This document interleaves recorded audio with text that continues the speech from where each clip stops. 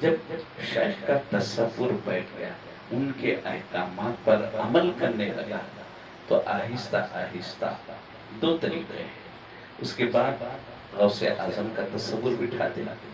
بعض شیوخین رسول اللہ صلی اللہ علیہ وسلم کا تصور اس کے ذہن میں بٹھا دیا۔ حضور کو بھی تو ہم نہیں دیکھے نا، پھر حضور کا تصور ہم کیسے بٹھائیں؟ تو اس کے دو طریقے ہیں۔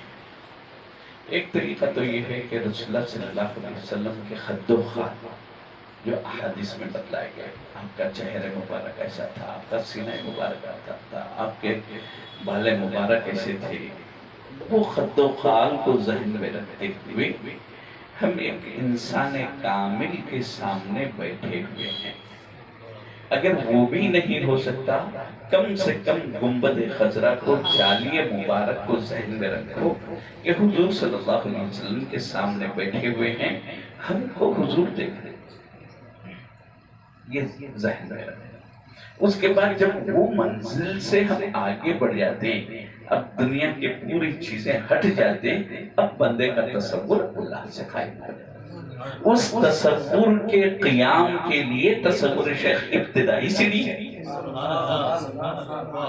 جب تک کہ اس سیڑھی کو ہم طے نہ کریں گے، چھت تک نہیں پہنچ سکتے۔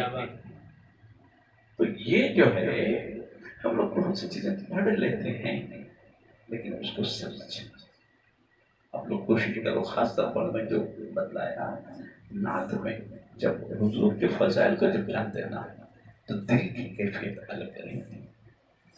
خالی لہن طرز دیکھ کے پڑھ لینا الگ چیز ہے، اس کے معنی کو، مفہوم کو سمجھ کے۔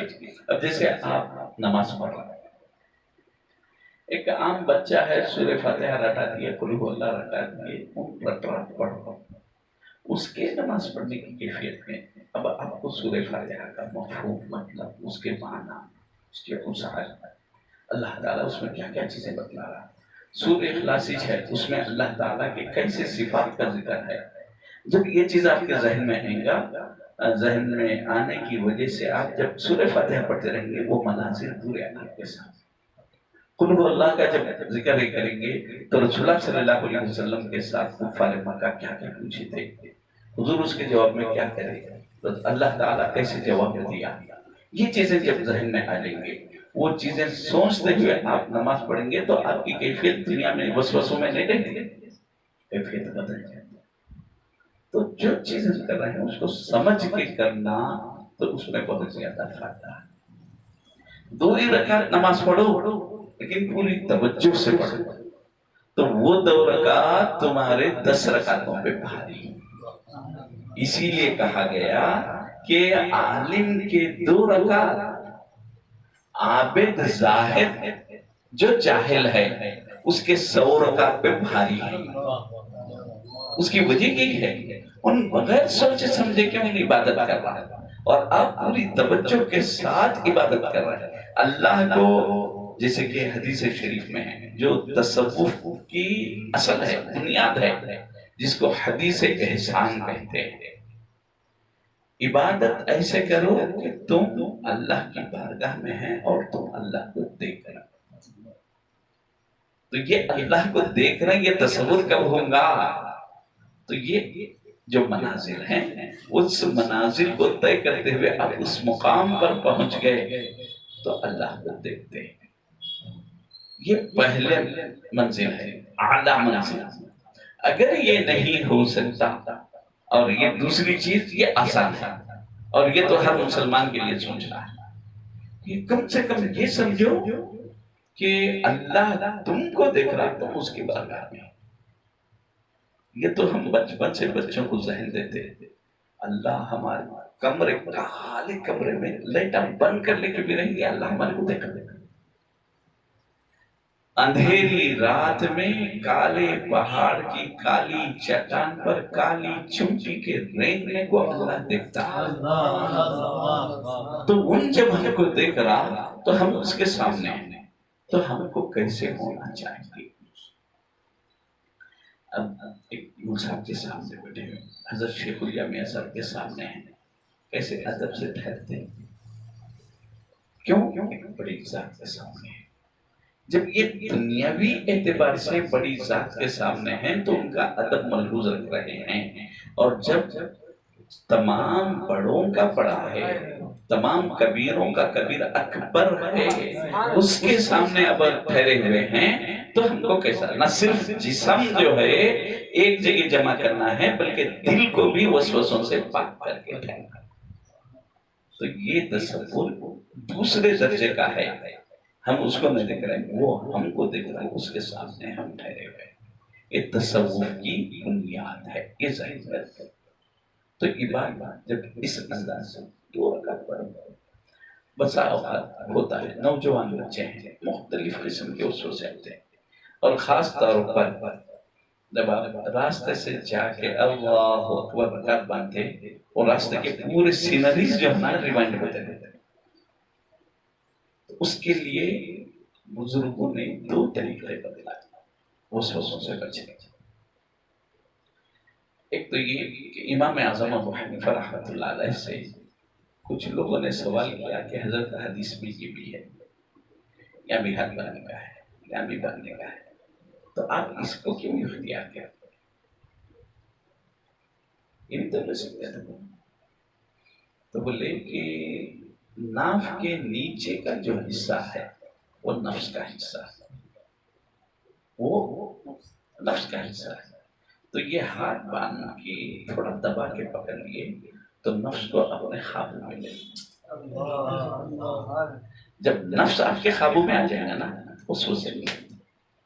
اور یہ تجربہ ہے، مجرد چیز ہے کہ جب وسوسوں کا بہاؤ ذہن پہ پڑتا آپ ہاتھ کو اچھا دبا کے پکڑو، پیٹ کو دبا کے پکڑو، خود بخود اس سے۔ اور ایک طریقہ، عموماً جب نماز پڑھ رہے ہیں آپ اندھیرے میں بھی پڑھ رہے ہیں تو آنکھ کھلے رکھ کے پڑھنا، تہجد پڑھ رہے ہیں کوئی بھی نہیں دیکھ رہے، آنکھ بند کر لے کے پڑھیں گے، نہیں، آنکھ بند کر کے پڑھنا نہیں ہے، منہ چھپا کے پڑھنا نہیں ہے۔ اب جو ہم وہ بدلے رہ رہے ہیں ایک مجبوری ہے، لیکن نماز کے وقت نکال کے پھر لگا لینا یہ بہتر ہے، وہ مجبوری کو، ورنہ مرد ہو کے عورت نماز میں سورج چھپانے کا، عورت کو بھی سورج چھپانے کا حکم نہیں ہے۔ تو وسوسے بہت زیادہ ہے، ایک سیکنڈ کے لیے آنکھوں کو سختی کے ساتھ بند کر دیا، اس کے بعد کھول دے، وسوسے دور ہو جاتے۔ گویا یوں سمجھیے کہ جو آپ کے دماغ میں جو چیز آتی نا، یہ آنکھ کیمرہ ہے، آنکھ کیمرہ ہے، دماغ میموری ہے۔ کیمرے کا کام صرف فوٹو لینا ہے، میموری کا کام ان نہیں کرتا، ان فوٹو لے کے فوری میموری کو سپلے کر دیتا ہے، میموری میں وہ چیز رہتی۔ آپ ایک دم جب آنکھ بند کرتے نہیں، وہ یوں سمجھیے کہ آپ کا کیمرہ بند ہو گیا، میموری کو لیکن تو اپنی جگہ رہیں گے، اس وقت سے کام ہو جاتی۔ تو یہ جو خاص طور پر نوجوان بچوں کو جو وسوسوں کا دباؤ ہوتا ہے بچنے کا ایک طریقہ ہے۔ اور مرید جو ہوتا ہے اس وقت جو ہے بدوقت کہتے ہیں ان سب مرید ہوا بول رہے سو کر رہا ہوں لیکن پریشانیاں نہیں جا رہا، دنیاوی چیز کے لیے کبھی مرید نہیں ہونا، مرید ہونے کا مقصد آخرت ہے۔ مرید ارادہ یرید سے اس میں فعل ہے مرید، چاہنا، دنیا چاہ کے ہو رہے ہیں تو آپ کے مقصد میں غلطی ہے، کامیابی آتی ہے، آخرت چاہ کے ہو رہے ہیں تو اس میں آپ کو کامیابی ملتی ہے۔ اور جو آدمی اس راہ میں نکلتا جیسے جیسے مراتب اس کے بڑھتے جائیں گے، امتحانات بھی بڑھتے، ابتلا بھی بڑھتا، آزمائشیں بڑھتے، مسائل پیدا ہوتے، اس میں ثابت قدم رہے گا۔ کیوں حدیث شریف میں ہے اشد الناس بلاء الانبیاء، سب سے زیادہ آزمائش ہے. کبھی ہم سوچتے ہیں میں نماز پڑھ رہا ہوں، فجر میں اٹھ رہا ہوں، سب ایسے ہے. تو پیارے آقا صلی اللہ علیہ وسلم کی مکی زندگی پہ ہم غور کریں. کتنے مسائل ہیں، کتنے پریشانیاں ہیں. طائف میں کیا کم مشکلات ہیں. مکی زندگی پوری مسائل سے بھری ہوئی تھی. پھر اللہ تعالیٰ کا فرما رہا وہ حدیث شریف میں کیا ہے، ثم الامثل فالامثل. اس کے بعد انبیاء کی ذاتیں ہیں، پھر صدیقین. اللہ تعالیٰ کیا بتا، انبیاء، صدیقین، شہداء، صالحین. اسی ترتیب سے ان کی آزمائشیں ہیں. پھر صدیقین کا درجہ، پھر شہداء کا درجہ، پھر صالحین کا درجہ. آزمائشیں بھی اسی اعتبار سے ہوتے ہیں. آزمائش میں ثابت قدم رہے، ہمت نہیں ہارنا، یہی بنیادی چیز ہے. اگر ہمت ہار گیا، شیطان تو چاہتا ہے کہ آپ کو وہ راستے سے پھیر رکاوٹ ڈالے، لیکن ہم عزم کر کے جب نکلتے ہیں تو اولو العزم جو عزم والے ہیں وہ عظمت کو حاصل کر لیتے ہیں. عزم کرے تو پھر پیچھے نہیں ہٹنا. وہ آپ لوگ ترانا پڑتا ہے نا، آگے قدم بڑھا کے ہٹتے نہیں ہیں پیچھے. یہ چیز ہماری عملی زندگی میں ہونا. قدم آگے رکھے، نہ پیچھے مڑ کے دیکھنا، نہ پیچھے قدم لگانا، آگے بڑھنے کی کوشش کریں. تو آدمی کو کبھی رکاوٹیں ہوتے وہیں پر رکتا، پھر ترقی ہوتے رہتے. تو ان چیزوں کو ذہن میں رکھنا آپ لوگ تو اپنے مقصد کو حاصل کر سکتے. اور الحمدللہ یہاں بہت سے بچے کسی نہ کسی در سے وابستہ ہیں. ہر ایک کے تعلیمات لکھی ہیں. تعلیمات کیا ہیں؟ نماز کی پابندی کرو، ذکر کرو، درود شریف پڑھ. اس وقت ہمارے لیے یہ تین ہی چیز اہم ہے. یہ تین ہی چیز اہم ہے. درود شریف کی کثرت سے رسول اللہ صلی اللہ علیہ وسلم کی توجہ ہماری طرف ہو.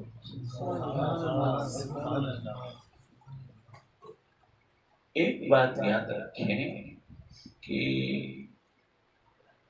تحفہ دینا، تحفہ دینا، تحادو تحقو. تحفہ دو، محبت کو بڑھاؤ. دنیا کے اعتبار سے وہ آپ کچھ نظر پیش کرے، ارے دوسرا اللہ اچھا رکھیں گے، دعائیں دیتے. کیوں؟ طریقہ ہے. صحابہ کرام رسول اللہ صلی اللہ علیہ وسلم کی خدمت میں نظر پیش کرتے تھے اور ان کی توجہ ہوتی، دعائیں دیتے. تو یہ آپ جو درود شریف پڑھ رہے ہیں یہ رسول اللہ صلی اللہ علیہ وسلم کی خدمت میں ذکر کا ایک تحفہ ہے.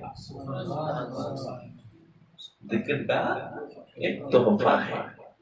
جب آپ تحفہ دے رہے ہیں، ہدیہ پیش کر رہے ہیں، تو اس کی وجہ سے کیا ہوتا؟ رسول اللہ صلی اللہ علیہ وسلم ہماری طرف متوجہ ہوتا. حضور کو اپنی طرف متوجہ کرنے کا آسان طریقہ خود رسول اللہ صلی اللہ علیہ وسلم بدلا. کیا بدلا ہے؟ کہ میرا عاشق جب درود پڑھتا ہے میں خود اس کو سنتا. بس رسول اللہ صلی اللہ علیہ وسلم کی توجہ اپنی طرف کرنے کے لیے آسان طریقہ درود شریف. اور اللہ تعالیٰ کی بارگاہ میں پہنچنے کے لیے لا الہ الا اللہ کا ذکر ہے. اور یہ ذکر کیا ہے؟ حدیث شریف میں کیا ہے؟ افضل الذکر لا الہ الا اللہ، الا بذکر اللہ تطمئن القلوب. اللہ کے ذکر سے قلوبوں کو سکون ملتا. اب اللہ کے ذکر میں بہت سے ہیں لیکن سب سے افضل ذکر لا الہ الا اللہ. تو یہ افضل ذکر، یہ درود شریف افضل ورد، وظیفہ اور نماز تمام فرائض میں سب سے اہم، سب سے افضل، ہر ایک پر غریب، امیر، مرد، عورت، صحت مند، بیمار، مسافر، مقیم، سب پر، کسی پر کوئی اس سے مفر نہیں ہے کسی کو، ہر ایک پر لازم ہے۔ تو یہ چیزیں انسان کو دنیا سے کاٹ کے اللہ سے جڑنے والی چیزیں، تو اس کی طرف توجہ کرنا، اور خاص طور پر آج کل کا ماحول بالکل بدل گیا ہے۔ ہم جو ہے دن کو رات، رات کو دن بناتے ہیں، جبکہ اللہ تبارک و تعالیٰ کا ارشاد ہے وَجَعَلْنَا اللَّيْلَ وَجَعَلْنَا اللَّيْلَ لِبَاسًا وَجَعَلْنَا النَّهَارَ مَعَاشًا۔ لباس کس کو بولتے معلوم؟ یہ جو ہم پہنے ہوئے نا، آرام کی چیز کو بولتے لباس۔ گرما میں کاٹن کے کپڑے، سرما میں وولن کے کپڑے، یہ لباس ہے۔ سرما میں آپ ململ پہن کے نکلے، ارے دیوانہ ہو گئے، نہیں ہوتے، کیوں؟ وہ موسم کا کپڑا نہیں ہے۔ جس موسم میں جو کپڑا پہننا ہے اس سے آدمی کے جسم کو سکون ملتا ہے۔ تو رات کو سکون کا ذریعہ اور دن کو کمائی کا ذریعہ بنایا اللہ تعالیٰ۔ تو ہم رات بھر جگ رہے ہیں، صبح سو، تو اللہ کے حکم کی خلاف ورزی ہوئی، اللہ کے حکم کی خلاف ورزی کر کے اب ہم بولتے ہمارے اعمال میں برکت ہو، کمائی میں برکت ہو، پریشانیاں جائیں، صحت آئیں، کہاں سے آتے ہیں؟ نہیں، رات آرام کے لیے ہے، رات میں آرام کرنا، فجر کو اٹھ جاؤ، کم از کم فجر، ورنہ رسول اللہ صلی اللہ علیہ وسلم کا طریقہ جو اپنا لیا، یا کم سے کم صحابہ کا طریقہ، قم اللیل الا قلیلا، تو اب فجر 5 بجے ہو رہی، 4، 4:15، 4:30 تک بھی اٹھ جاؤ، طہارت وضو کر کے کم سے کم 2 رکعت اللہ کی بارگاہ۔ یہ جو 2 رکعت ہیں، یہاں سے آپ کا در رزق کا، علم کا، صحت کا، برکت کا پورے دروازے کھلتے ہیں۔ جیسا کہ احادیث مبارکہ میں ہے، فجر کا وقت شروع ہوتا اس سے پہلے ندا آتی ہے، کوئی بندہ جو مجھ سے علم کو مانگے میں اس کو علم دوں۔ اب بول رہے ہیں مجھے 2 بجے تک میں مطالعہ کرتا رہا، اس وجہ سے سو گیا، نہیں بہت 2 بجے تک کرو، 11 بجے سو جاؤ، ادھر جلدی اٹھو، فجر سے 1 گھنٹہ پہلے اٹھو۔ ہے کوئی بندہ جو مجھ سے رزق کو مانگے میں اس کو رزق دوں، پریشان ہے مجھے، لاک ڈاؤن کی وجہ سے کچھ بھی کاروباری سے نہیں ہو رہے، یقیناً، لیکن آپ اللہ اس کے رسول کے احکامات کے مطابق آپ چل رہے، دوسرے دکان آپ کے نہیں چل رہے ہوں، اللہ تعالیٰ آپ کے دکان کو بھیج دو۔ آج بھی بہت سے لوگ ایسے ہیں، دنیا دار ہیں، فجر کی نماز پڑھ کے اول وقت میں دکانیں کھلتے برابر اللہ برکت دیتا ہے کوئی بندہ جو مجھ سے صحت کو مانگے میں اس کو صحت دوں، مختلف بیماری میں مبتلا، رات کا جگنا سب سے زیادہ گردوں کو متاثر ہے، اور آج پہلے گردوں کا وہ کراتے نا، ڈائلائسس، آج سے 20-25 سال پہلے ڈائلائسس کیا چیز تھی نہیں معلوم کسی، یہ بیماری چلی تھی۔ اب جب سے ہم راتوں کو جاگنے لگے، اس کی وجہ سے گردے متاثر ہو، نئی نئی بیماریاں، نئی نئی علاجیں شروع۔ گردہ متاثر ہوا تو جگر کو متاثر کرتا، دل کو متاثر کرتا ہے، کیوں؟ गुर्दे से उसका नजिस चीजों को निकालना, खून को पाक को साफ करना उसका खास काम का। खून में जब आलूदगी आ जाती ना, दिल, जिगर, फेफड़े सब चीज मुतासिर। कोई हार्ट की बीमारी में, कोई फुलाम बीमारी में, कोई फुलाम बीमारी में, अल्लाह ताला बोल रहा है बीमार तो दुआ कर, मैं तेरे को देने वाला हूँ। अब वो टाइम है अफसोस है तो कहाँ से मिलता? आप दिन भर मेहनत कर रहे हो, आपको करो उतनी मेहनत, 2 घंटे 1 घंटा पहले उठो, देखो अल्लाह ताला कैसे नवाज़े। तो कोशिश इस अंदाज की करना कि हम जो है अल्लाह और उसके रसूल के अहकामात को पर अमल करते हुए दुनिया को भी हासिल करें और दुनिया के जरिए हम अपनी आखिरत को सुधारें। दुनिया क्या है? दुनिया मज़राअतुल आखिरा है। यहाँ खाने के लिए नहीं है, यहाँ होना है हमको, खाली काटना हुआ है, यहाँ फसल बो देना है, मैदान महशर में काटना है, जन्नत में खाना है। समझे? कमा तज़राउ तहसुद, जैसा बोएंगे वैसा काटेंगे। तो क्या बोल रहे हैं आप पहले वो देखिए, इसकी तरफ तवज्जो करो। तो ये सबसे अहम चीज है। आजकल और एक चीज बोला, बोलने वाले बहुत हैं, अमल वाले कम है, और सुनने वाले भी बहुत है। बोलो मुझे आप सुन लेंगे आज नहीं तो कल अमल करते, वो कल कब आने वाला है नहीं मालूम। पुराने जमाने में लोग ज्यादा सुनते नहीं थे, ज्यादा बोलते नहीं थे, बल्कि मेरे को जिनसे खिलाफत है हजरत शुजाउद्दीन रहमतुल्लाह अलैह अली ताजुद्दीन साहब के फर्जंद,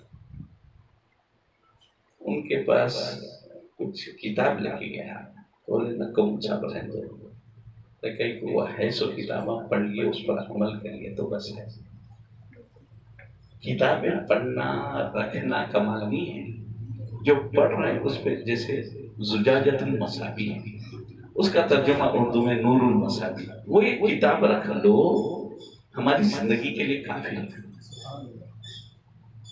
उसको पढ़ लेते रहो, उसमें ईमान का भी जिक्र है, तहरत का भी जिक्र है, नमाज का, रोजे का, ज़कात का, हज का, आदाब इस्लामी, सब चीजों का जिक्र है उसमें। कईयों किताबें रखने की जरूरत नहीं, वो एक किताब पढ़ लेते रहो, उस पर अमल करने की कोशिश करो, काफी। तो ये यानी आदमी बोलना कम और अमल करना ज्यादा, क्योंकि ये जमाना हालात बदल गए हैं। ऐसे वक्त में आप लोगों को, नौजवान बच्चों को आगे आना है, खुद भी अमल करना और दूसरों को इस जाने में लेके आना। हम लोग माशाअल्लाह से पढ़ लेते सब, लेकिन हल्का बना के लोगों को लाने की फिक्र हमारे अंदर कम हो। ये फिक्र करना, हमारी चीजें दूसरी जमात वाले नहीं।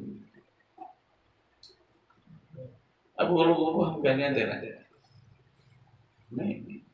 हज़रत रशीद पाशा साहब रहमतुल्लाह अलैह ये हमेशा बोलते थे, देखो बिदअत बिदअत बिदअत बोलते लोग, बिदअत अगर शुरू हो रही है तो कोई सुन्नत खत्म होती, कोई सुन्नत खत्म हो रही तो उसकी जगह बिदअत उठन में आती। तो हम लोग बहुत से सुन्नतों को छोड़ दें और वो लोग इख्तियार करना, जिसकी वजह से हमारे अंदर सुन्नतों की कमी आ जा रही है।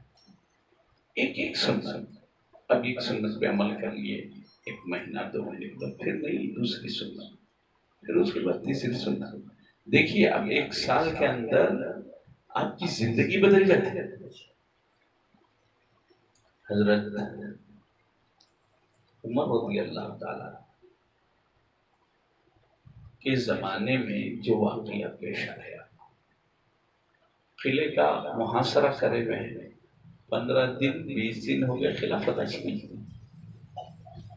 وہاں سے لکھ بھیجے کہ ہم پوری کوشش کر رہے ہیں لیکن کامیابی نہیں مل رہی۔ تو حضرت عمر رضی اللہ تعالیٰ عنہ، ٹھیک ہے میں مدینے سے تمہاری مدد کے لیے لوگوں کو بھیج رہا ہوں یا رسد بھیج رہا ہوں اور 1 مہینے تک رہو اللہ بھیج رہا ہوں، یہ نہیں بولے۔ جواب میں لکھے کہ دیکھو ایسا معلوم ہو رہا کہ کوئی سنت تم لوگوں سے چھوٹ رہی ہے، کوئی سنت چھوٹ رہی ہے، اس پر عمل کرو اللہ کامیابی دے دے۔ صحابہ کا یقین کیسا تھا، اللہ اور اس کے رسول کے احکامات پر عمل کرے تو ان کو کامیابی ہوتی ہوتی، یہ یقین تھا ان لوگوں کو۔ تو اب صحابہ کرام جو کمانڈر تھے انہوں بلائے، مشورہ کیے کہ ہمارے کو خلیفہ کا جواب یہ آیا ہے امیر المؤمنین کا۔ تو مختلف چیزیں سوچنے لگے، نماز کو بھی اٹھ رہے ہیں، تہجد بھی پڑھ رہے ہیں، سب ہے، پھر کیا چیز ہے؟ بولے کہ یہاں آنے کے بعد سے ہم لوگ دانتوں کو صاف کرنا چھوڑ دیا، مسواک کرنا چھوڑ دیا۔ مسواک سنت ہے، لیکن جب کئی دنوں سے منہ نہیں دھو رہے ہیں، منہ سے بو آ رہی، دوسروں کو تکلیف ہو رہی، ویسے وقت میں واجب ہو جاتا دانت صاف کرنا۔ تو بیٹھے مشورہ کرے، طے کرے کہ صبح سے یہ سننا شروع کر دینا۔ فجر کو جب لوگ اٹھے اعلان کر دیے کہ جو ہے نا ہر شخص کے لیے لازم ہے کہ وہ مسواک کرے۔ اب صحابہ اٹھے، تہجد یعنی فجر کو وضو کے لیے طہارتوں کے لیے جانا ہے، جا کے پورے جھاڑوں کو تلاش کرے، جو جھاڑ مل گیا مسواک کے قابل ہے نکال رہے ہیں، نماز پڑھ لیے، مسواک کرنا شروع کر دیے۔ تو جو لوگ اب پہلی مرتبہ دیکھے دشمن، پہلے فصیل ہوا کرتی تھی، فصیل پہ جو لوگ ڈر رہے تھے دیکھ کے وہ لے رہی، یہ تو اپنے دانتوں کو تیز کر رہے ہیں، تلوار کو گھستے نا پتھر پہ،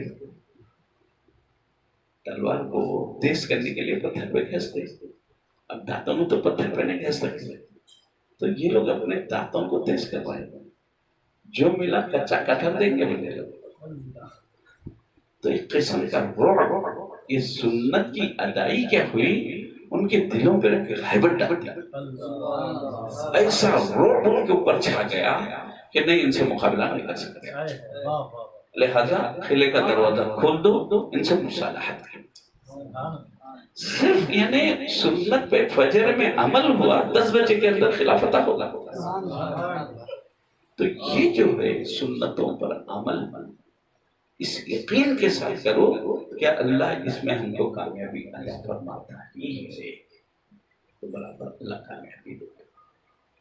تو عزیزان گرامی، الحمدللہ یہ دلائل الخیرات کی محفل ہے، لوگ یہ تو یہ درود شریف کی فضیلت کے بارے میں آپ کو جو بتلایا اس کو ذہن میں رکھیں کہ دلائل خیرات یہ عموماً پیر کے دن سے شروع ہوتا ہے۔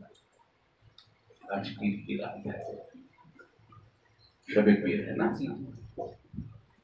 پیر کا ورد تھوڑا لمبا ہے وظیفہ، لیکن اصل طریقہ کیا ہے، پیر کے دن سے شروع ہوتا پیر کے دن ختم، یوں ہے۔